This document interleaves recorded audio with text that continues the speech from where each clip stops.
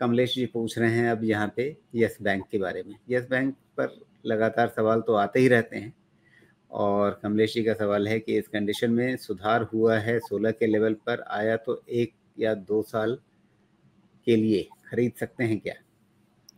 बहुत कोशिश कर रहा है ये बैंक अपने आप को ठीक करने की, लेकिन एक क्वार्टर का रिजल्ट बड़ा एनकरेजिंग आता है और दूसरे क्वार्टर में एक्सपेक्टेशंस भी लैग, तो वो एक तकलीफ है। लेकिन अगर इस चीज़ को आप देखेंगे तो अल्टीमेटली किसी कंपनी के परफॉर्मेंस के पीछे सबसे बड़ा पॉइंट, सबसे बड़ा फैक्टर होता है उसके मैनेजमेंट का कमिटमेंट टुवर्ड्स द ग्रोथ।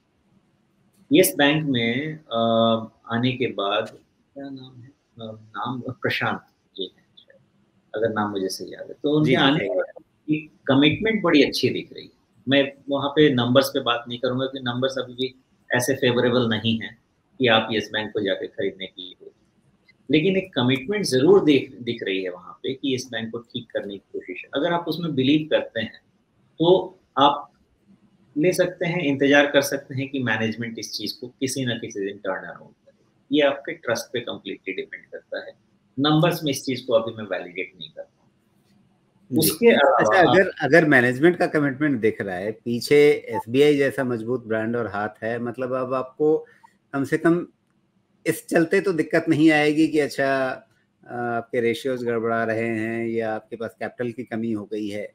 तो अगर एक कन्विक्शन दिख रहा है, एक मजबूत मैनेजमेंट आपके पीछे खड़ा हो गया है, उसके पीछे एक मजबूत इंस्टीट्यूशन खड़ा हो गया है, तो फिर क्या धीरे-धीरे चीज़ें संभल जाएँगी? मुझे लग रहा है, अब इसलिए दिख नहीं रहा है नंबर में, लेकिन लग रहा है, कारण समझाऊँ?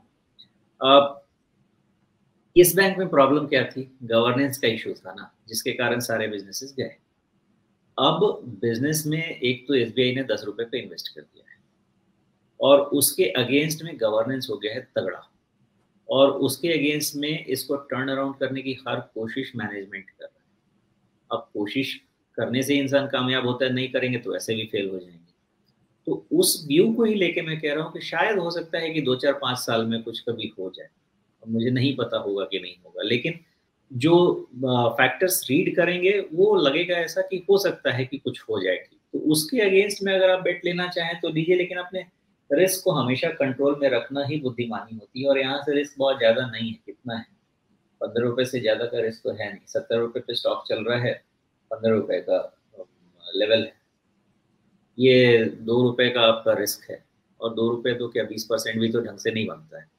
तो इतना रिस्क अगर लाइफ में लेना चाहते हैं, तो लेके रखिए, लेकिन हाँ, टाइम देना पड़ेगा। ये सब स्टॉक में क्या होता है कि आप चाहेंगे कि जिस दिन चाल आएगी उस दिन ले लेंगे, गारंटी नहीं ले पाएँगे। कारण है कि इतना कंसोलिडेशन के बाद एक ही दिन में 20% सर्किट अगर लगना हुआ तो वो नहीं होता। इसलिए आपकी इच्छा, ₹2 का रिस्क लेके आप इसमें बने रहना चाहें, तो मुझे जो फैक्टर समझ में आ रहे हैं वो मैंने आपको एक्सप्लेन करने की कोशिश की, लेकिन आप बोलेंगे क्या नंबर्स उतना एनकरेजिंग है? अभी तक तो नहीं। अच्छा, एक ट्रेंड लाइन मैंने खींची है, इसका ध्यान रखने की ज़रूरत है या नहीं? नहीं, उतना नहीं कीजिए, बिकॉज़ ये अब उस ट्रेंड लाइन पे जाने का मतलब ये है कि फिर सब कुछ खत्म हो जाएगा। इतनी कोशिश है, वो फिर कोशिश ही खत्म हो जाएगी। आपको अपना उल्टा ट्रेंड लाइन बना लीजिए, अपवर्ड स्लोपिंग वाला, वो ज़्यादा काम जी, करेगा। जी।